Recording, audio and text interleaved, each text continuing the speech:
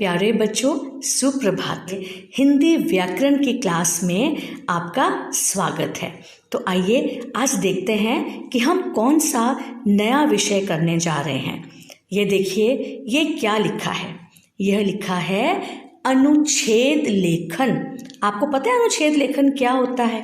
बेटे, अनुच्छेद का मतलब होता है पैराग्राफ और लेखन का मतलब होता है राइटिंग। तो इसका मतलब अनुच्छेद लेखन का क्या मतलब हुआ? Paragraph writing. आज हमने ये नई चीज़ सीखनी है कि हमने पैराग्राफ राइटिंग और हिंदी में क्या बोलते हैं, अनुच्छेद लेखन कैसे करना है। अब ये देखिए, ये क्या लिखा है, अनुच्छेद लेखन। अनुच्छेद लेखन किसे कहते हैं और अनुच्छेद कैसे लिखते हैं? तो सबसे पहले मैं आपको बताती हूँ कि अनुच्छेद लेखन किसे कहते हैं। किसी विषय पर अपने विचारों को संक्षेप में प्रकट करना अनुच्छेद लेखन कहलाता है। अब क्या मतलब है इन लाइंस का? किसी भी विषय पर, किसी भी टॉपिक पर अपनी थॉट्स को, अपने विचारों को, जो आपके मन में आइडिया आते हैं, थॉट्स आते हैं, उनको संक्षेप में प्रकट करना। संक्षेप मतलब ब्रीफ में। हमने बहुत लंबा लंबा या बहुत डिटेल में नहीं लिखना, तभी हम इसको पैराग्राफ ही कहते हैं। जस्ट वन पैराग्राफ, वो 20 लाइंस का, 30 लाइंस का या आपकी कॉपी का 1 पेज, वो हम आपको जितनी लिमिट देते हैं ना, उतना आपको लिखना होता है। तो किसी भी विषय पर अपनी थॉट्स को जब हम ब्रीफ में, बहुत ज़्यादा डिटेलिंग में नहीं जाना है, संक्षेप में एक्सप्रेस करते हैं, उसको हम कहते हैं अनुच्छेद लेखन। समझ आया आपको क्या होता है अनुच्छेद लेखन? अब ये देखिए, ये लिखा है अनुच्छेद लिखते समय ध्यान रखें। अब मैं आपको बताती हूँ कि जब हमने अनुच्छेद लिखना है तो हमने कौन कौन सी बातों का ध्यान रखना है। ये देखिए, अनुच्छेद लिखते समय आप किन बातों का ध्यान रखेंगे? सबसे पहला पॉइंट है, सारी बातें क्रम से लिखी जाएं। क्रम मतलब होता है सीक्वेंस। ये बेटे तब होता है जैसे हमने आपको किसी भी एक टॉपिक, कोई भी एक इंसिडेंट दे दिया कि दिवाली सीन है या रेलवे स्टेशन का सीन है या how I spend my Sunday है, कुछ भी इस तरह का हम देते हैं ना, जन्मदिन की पार्टी पे। तो आपने वो जो सारी लाइंस हैं वो एक सीक्वेंस में लिखनी है कि पहले कौन सी घटना हुई, उसके बाद कौन सी घटना हुई, फिर आखिर में कौन सी घटना हुई। इसको आपने एक सीक्वेंस में लिखना है। नंबर 2, भाषा सरल हो। जो भाषा है वो सरल यानी आसान हो, सिंपल हो, ठीक से समझ आ जाने वाली भाषा हो। नंबर 3, वाक्य छोटे हों। देखो बेटे, आगे ही हमने बहुत ब्रीफ में लिखना है, डिटेल में नहीं लिखना है ना ज़्यादा। तो वाक्य जो है वो आपके छोटे छोटे हों, लेकिन बहुत ही प्रभावशाली हों, इफ़ेक्टिव हों, मीनिंगफुल वाक्य हों, जिनसे कि थोड़े वाक्यों में भी सारा जो सीन है, सारा जो पैराग्राफ है वो अच्छे से समझ आ जाए।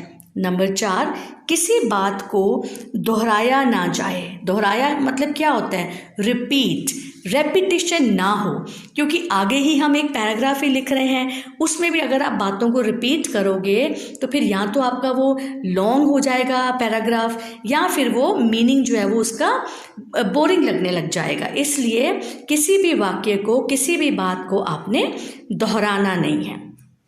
और हाँ बेटे, एक और बहुत ज़रूरी बात, अनुच्छेद में ना हम वाक्यों को नंबर नहीं देते हैं, जैसे 1, 2, 3। हम एक साथ ही सभी वाक्य लिखते हैं और जहाँ हमारा एक वाक्य खत्म होता है, पूर्ण विराम के साथ ही हम दूसरा वाक्य शुरू कर देते हैं, तभी हम इसको पैराग्राफ कहते हैं।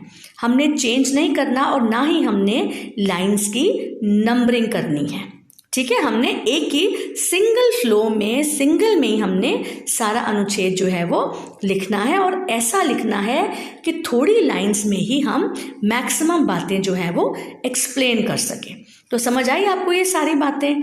तो आज बेटे हम जिस विषय पर अनुच्छेद लिखेंगे ना, वह विषय है प्रातःकाल का दृश्य। अब क्या होता है प्रातःकाल का दृश्य? प्रातः मीन्स सुबह, मॉर्निंग टाइम। तो हमने क्या करना है, सुबह के सीन के बारे में एक पैराग्राफ लिखना है, और मैं आपको इसकी लिमिट भी बता रही हूँ। वे लिमिट होगी, आप अपनी कॉपी का 1 पेज लिखेंगे। फर्स्ट लाइन से स्टार्ट करके सेम पेज की लास्ट लाइन तक। अब इस अनुच्छेद के लिए देखिए, हमने सबसे पहले एक रूपरेखा मतलब एक आउटलाइन तैयार करेंगे कि इसमें हम क्या क्या लिख सकते हैं। देखो इस तस्वीर में भी ऊपर लिखा है ना, प्रातःकाल के दृश्य के बारे में अनुच्छेद लिखना हो तो इस प्रकार रूपरेखा तैयार करनी चाहिए। अब रूपरेखा में हम क्या सोचेंगे, हम प्रश्न सोचेंगे कि हमें प्रातःकाल का दृश्य लिखना है, तो हमारे दिमाग में कौन कौन से प्रश्न आते हैं। जैसे पहला प्रश्न है, प्रातःकाल का दृश्य कैसा होता है, सूर्योदय के समय आसमान कैसा लगता है, उस समय क्या क्या होता है, प्रातःकाल का वातावरण कैसा होता है, सुबह सुबह हमें क्या करना चाहिए, उससे हमें क्या क्या लाभ होते हैं। अब ये जो सारे प्रश्न हैं ये प्रातःकाल के दृश्य के बारे में ही है ना, तो इनको हमने अपने माइंड में सोचना है इन प्रश्नों के बारे में।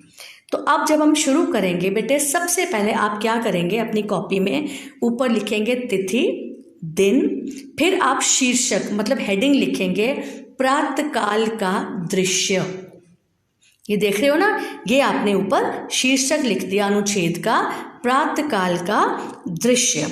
अब हम इन तस्वीर को अब देखो आपके माइंड में ना एकदम से ये तस्वीरें आनी है। जब आप आइज क्लोज करोगे, सोचोगे कि मॉर्निंग में, अर्ली मॉर्निंग में क्या होता है, जब आधी से ज़्यादा दुनिया तो सो रही होती है, लेकिन जो जल्दी उठते हैं उनको पता है कि वो बाहर क्या क्या देखते हैं। अब आप क्या लिख सकते हो कि प्रातःकाल का दृश्य बहुत ही सुंदर या खूबसूरत होता है, सुबह का नज़ारा ही अद्भुत होता है, सूर्योदय मतलब जब सनराइज करता है तो उसके साथ सारा आसमान सुनहरी किरणों से भर जाता है।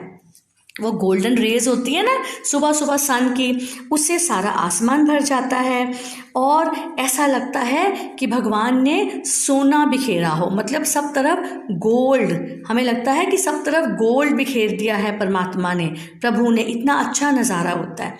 बेटे एक बात मैं आपको और बताती हूँ कि आप कुछ भी इमेजिन कर सकते हो।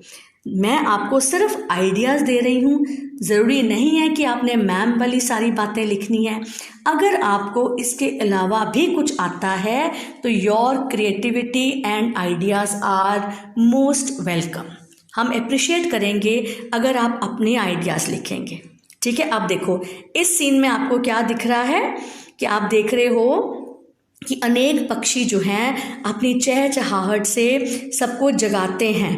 पक्षियों की चींची चींची जो है वो कानों में मधुर रस घोलती है, सब तरफ शांति होती है, साइलेंस होती है, और ऐसे माहौल में पक्षियों की आवाज़ें सच में आनंद देती हैं, खुशी देती हैं। और इस समय शीतल हवा, शीतल और मंद धीमी धीमी वायु बहती है, और ऐसे वातावरण में सैर करना भी बहुत अच्छा लगता है। अब ये देखिए इस तस्वीर में दादाजी हैं, वो सैर करने जा रहे हैं, और सुबह सुबह जो सैर है वो सेहत के लिए बहुत अच्छी होती है। इससे हम सारा दिन फ्रेश फील करते हैं, तरोताज़ा रहते हैं, तो और हमारी हेल्थ के लिए सुबह जल्दी उठना बहुत अच्छा होता है। अब और आप क्या लिख सकते हो सुबह के बारे में।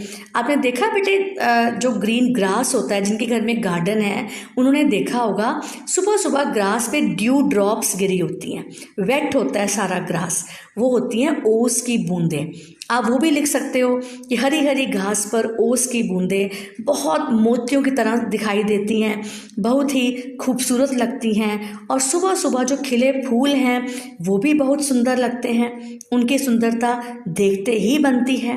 तो इस तरह से जो मैंने आपको आइडियाज़ दिए हैं, आप इनके साथ एक अनुच्छेद लिखेंगे प्रातःकाल का दृश्य। समझ आया बेटे। अब देखो मैं आपको एक हेल्प बॉक्स भी दे रही हूँ। इस हेल्प बॉक्स में मैंने वो सारे शब्द लिखे हैं जो मैंने अभी आपको बताए हैं। खूबसूरत, सुंदर, नज़ारा, सूर्य, सुनहरी किरणें, भगवान, पक्षी, चहचहाहट, कानों, मधुर रस, हरी घास, ओस की बूंदें, मोतियों, मन, शांत, फूल, सैर, सेहत, लाभदायक, जल्दी उठना। तो आप इन वर्ड्स की भी मदद ले सकते हो। और अगर आपको इनके अलावा बेटे कुछ भी और आइडिया माइंड में आता है तो that will be really great.